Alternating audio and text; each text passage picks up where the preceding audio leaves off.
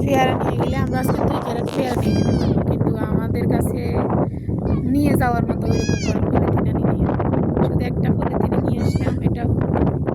তো এই যে এখানে 2 ফাটি, এটার জন্য ফাটতেছি না। আসতেছি, তোমরা তোমরা পাহাড় উঠতে পারবে না, দাঁড়াও।